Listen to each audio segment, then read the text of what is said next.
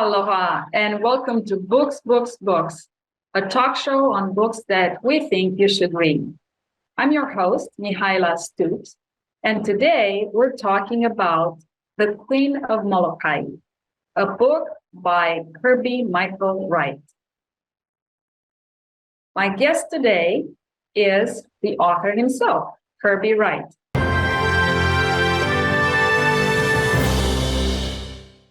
Kirby, thank you so much for joining us today.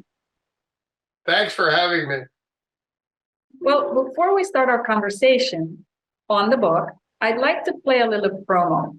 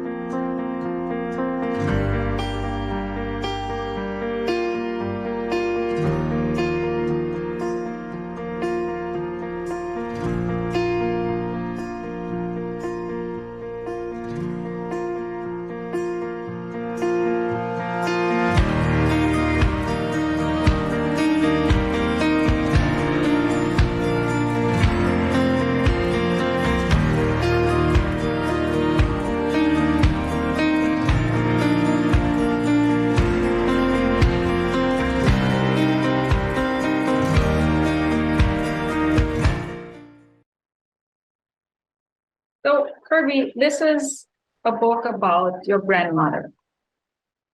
And I wonder what compelled you to write a book about her. I know you've written several other books, but what was the point where you said to yourself, this is it, I'm going to write my grandmother's story? Well, there were actually 2 points that made me make that decision. The first one was she is a reoccurring character. In all of my books, she appears. And the thing that intrigued me about William Faulkner was how, for example, Light in August, he has characters that reappear in that book that resurfaced from Sound and the Fury, Absalom, and that idea intrigued me. And I thought, writing about her in this book would be great, dedicating it to her, but it was my wife who said, you're missing the point. She said, the person that's your most interesting character in all of the books you've written is your grandmother. So I thought, why not dedicate a whole book to her? So, she has a very interesting life, at least so from the first book, because I know you plan a sequel or at least 2 more books in the trilogy, right? Correct. And if I'm to remember one thing, or if I'm supposed to learn one thing about your grandmother, what should that be? That she was a fighter. That she went to an island, a rural island, from living a city life in Honolulu. And of course, her motivation, she was chasing after a guy, she was chasing after a man. But the fact that she was able to adapt from the city life of Honolulu and Waikiki to the rural part of Moloka'i, the west end of Moloka'i, which was Moloka'i Ranch, was really what compelled me to write about her. And some of the critics have said she's similar to the heroine in Angela's Ashes, Frank McCourt's, because of the fact that she had 2 sons. She was only 19 years old and she had 2 sons out of wedlock. But on the other side of the coin, what made her interesting is she had 2 sons, and the guy that she was pursuing didn't like either boy. So she left her both two half brothers in the care of her mother in Kaimaki. So I think what compels me to write about her is how torturous and painful her early life was, having had, two sons out of wedlock and dealing with a guy who didn't want to see either kid. And he was a decorated vet. He had volunteered to fight in the World War I. And he came back to Oahu not knowing where to work, and he got a job on Moloka'i Ranch. She was definitely a fighter, and I have to say I very much enjoyed her story, and I want to know more. I want to know what's going to happen next. And the other part that I really enjoyed about your book is that it is so descriptive of Waikiki and Oahu and Moloka'i and people and places, businesses that probably don't exist anymore. And I looked at your book as a way of not only carrying on the story of people, but also the story of places. And do you think it's important to use fiction to share more information about Moloka'i and about Hawaii in general? I do, but my foundation with the whole thing is nonfiction, because I was working off stories that were circulating from friends and family and trying to piece together her life that way. And it's very interesting to write about somebody in the years where you weren't even born. You never even saw. I didn't see my grandmother when she was in her 20s, so I had to piece that together. And some of those pieces came from Moloka'i. They came from going to Father Damien's church and talking to Kupuna about her life and using them to help me piece the stories together, because I was inside Father Damien's church and the priest wouldn't even allow her to come inside. So I saw her outside in the parking lot in her International Scout, and she wasn't allowed to come in because she had been divorced. Interesting. So, yeah. So I know you say that the book falls into a category of creative nonfiction. Can you explain this a little more? Like, what part is creative? What part is nonfiction? It was kind of an urge I had to, because she was such a vocal person and she couldn't write hardly. And I knew that it was important to capture her dialogue. And I wanted to capture the dialogue of Moloka'i as well. So because of that, and because of her history and the photos and so forth, I would say the difference between creative nonfiction and, say, fiction is you're basing it on a real person. Your experiences with a real person and things that actually really happened to them, things that are in their history. And besides that, I wanted, and this is something I would say to other writers as well, is don't be afraid to write about your ancestors. Even if you didn't know them, write about them, because I think we have an obligation and a duty as writers to remember the past and remember your ancestors. So how is this different from historical fiction, for instance? Well, I guess you could say historical fiction works on actual events. This really would happen. However, with creative nonfiction, you have the power to explore a character's interior world. That's where historical fiction, for me, kind of flops, because to me, my grandma's interior world in this book is very important. I want to go inside the person and explore their emotions, because for me, feelings are everything. Yeah, and I think the book not only addresses her feelings, but also the mother, the sisters, the brothers, the kids, right? Absolutely right. And, one of the things that I had really, the chapter that I had great difficulty with was the Thanksgiving dinner in Kaimuki when she returns from Molokai. And I have to deal with 40 characters. 40. But, thank goodness for writers like James Joyce, because in The Dead, his short story, The Dead and Dubliners, he deals with about 40 characters. So I knew it could be done.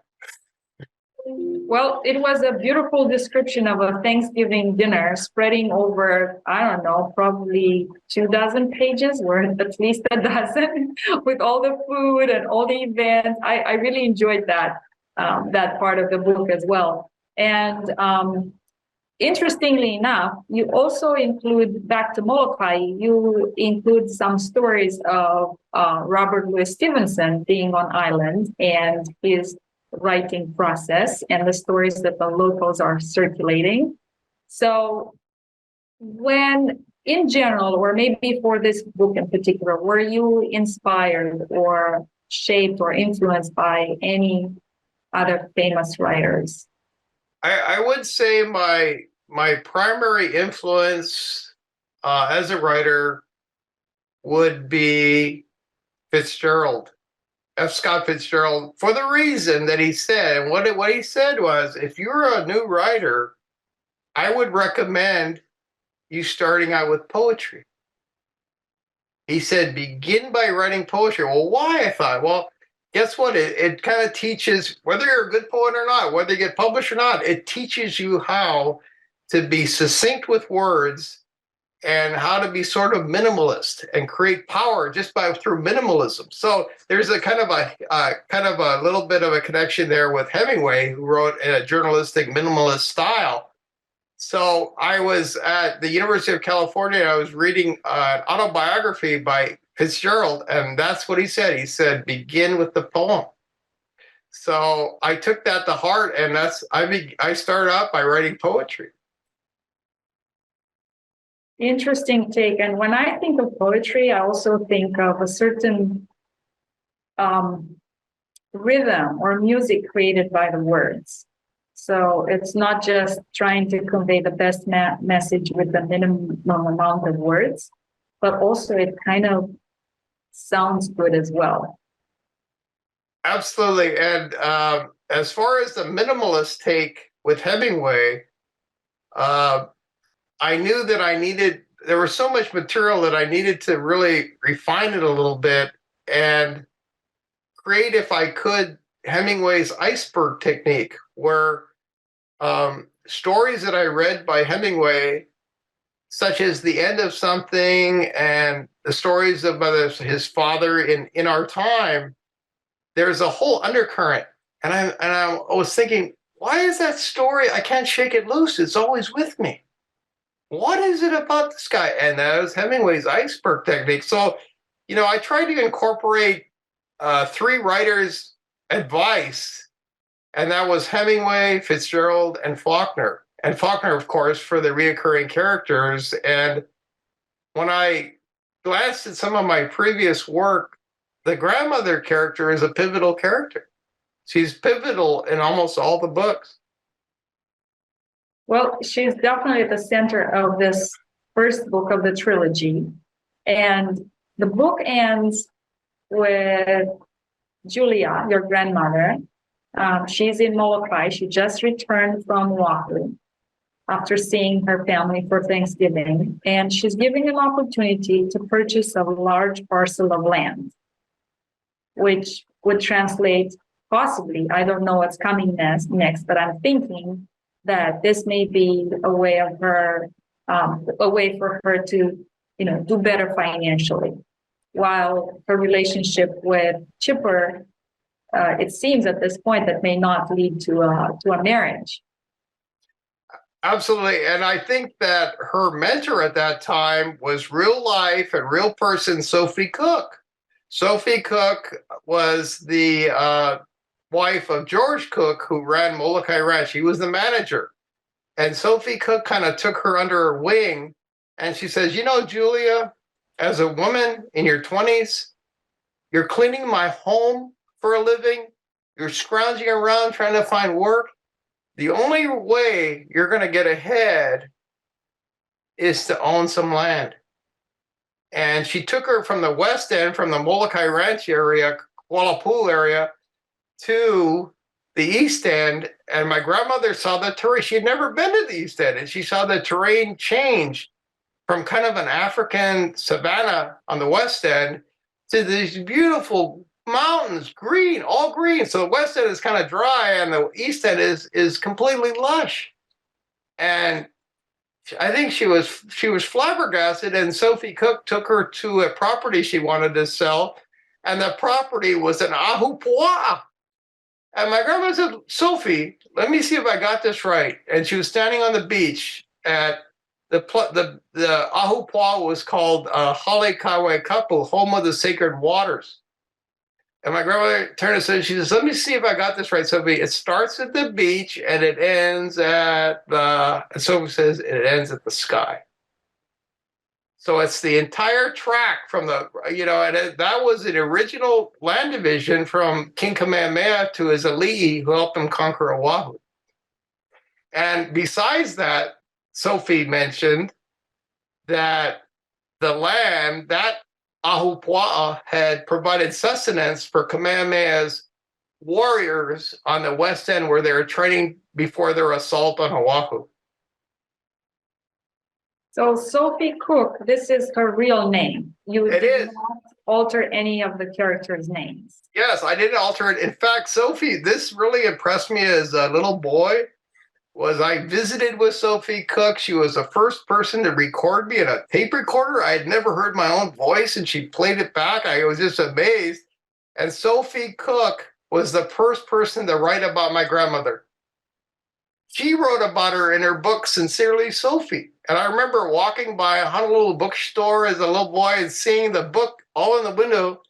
And I think that did something to me. I think I said, I'd love to write a book like that about her, about my grandmother. So yeah, my grandmother appears in the pages of Sincerely Sophie. I think it came out in something like 1965 or 66. So your grandma lived, I think she passed away when she was 80 something. Am I right? Yeah, she was 82 when she passed. Yeah. So your second book in the trilogy, would it be, what age would that address? Well, the second book, which I'm working on now, would be her in her mid-20s. We're still in the mid-20s. Yeah, and then the third book, is she getting in her 40s or the third? Where do you stop time-wise?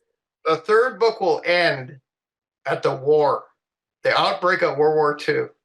Mm-hmm. That's where it will end, and not the outbreak, but it'll go in because she worked for the USO, my grandmother, and believe it or not, she used to organize New York-style Broadway shows in Kaunakakai with local girls, and she'd put those shows on for the Army guys that were on R&R on Moloka'i.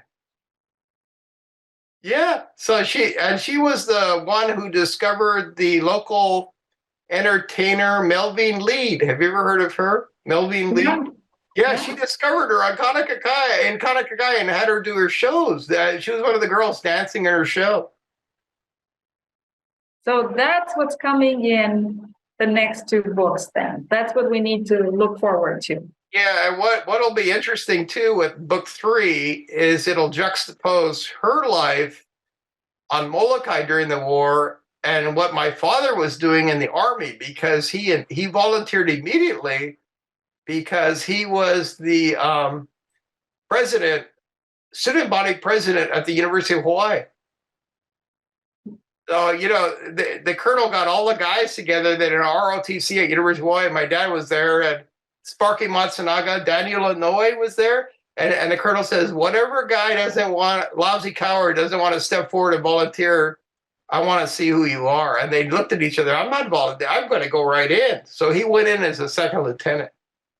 But what's interesting about book 1 is I don't think my father ever would have thought that I'd be writing about him at age 2.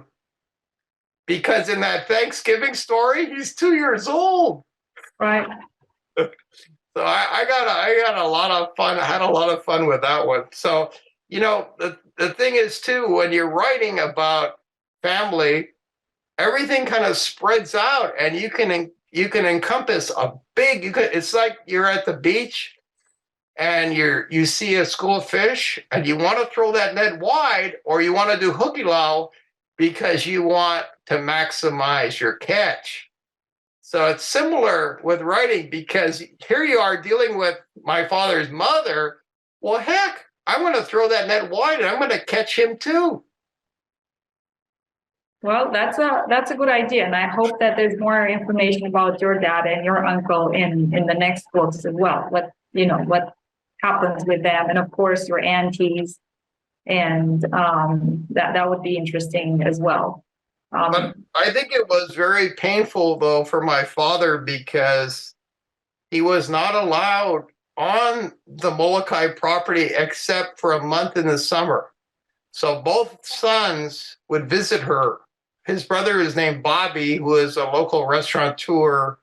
He was a guy who was with the Civic restaurant and La Ronde and a couple other. He was very well known as a restaurateur. But they were allowed only 1 month in the summer because Chipper, her husband, didn't like kids and didn't want to see the sons of other men. Well, that's pretty hard. There is also another part in the book that I very much enjoyed, which is when Julia visits Kalaupapa. And a lot of us know Moloka'i because of Kalaupapa and the stories of Kalaupapa. And did you feel that you had to include that in the book? What was the reason behind? I'm sure there's many things that could have been included in this book, but why did you choose to include the story of her visit to Kalaupapa? I think the big reason was I went to Moloka'i and did the same hike she did, from St. Joseph's over that mountaintop and back. We're talking about 15 miles total up and down. And because of that experience, I wanted to include it, especially because I almost died. I nearly died on that hike into Kalaupapa, because on the way back, I didn't have any food or anything. And when I got to Switchback 15, there was a telephone pole that was cracking at 15. And I prayed to God the pole would crack and kill me. That's how much pain I was in. Wow. I haven't been there yet. I haven't been to Moloka'i yet. It is on my to-do list, and hopefully I'll do this this year. But yeah, that's interesting that it was so strenuous for you. It was strenuous, and on top of that, I did not want to put my weight on a mule going down for two reasons. I didn't want to fly off the edge of the gully, and second of all, I like animals, and I want to press my 180 pounds on the back of a mule and create that agony. I don't know how all those mules are, so that's why I hiked in and hiked out. Mm-hmm. Well, that's definitely a good story, for sure. Well, Kirby, I want to thank you for joining me today to talk about your book, and I want to recommend it to our viewers. I really enjoyed it, particularly as somebody that has lived in Hawaii for 16 years now or so, and more than that actually, but anyhow, so it's a really good read. And again, thank you for joining me for this discussion. Mahalo for having me, and also a thank you from my grandmother.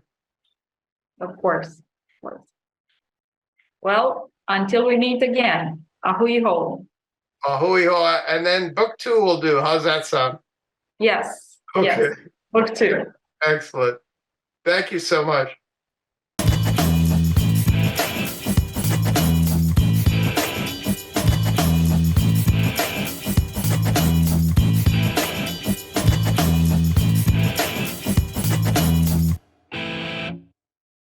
Thank you so much for watching ThinkTech Hawaii. If you like what we do, please like us and click the subscribe button on YouTube and the follow button on Vimeo. You can also follow us on Facebook, Instagram, and LinkedIn, and donate to us at thinktechhawaii.com. Mahalo.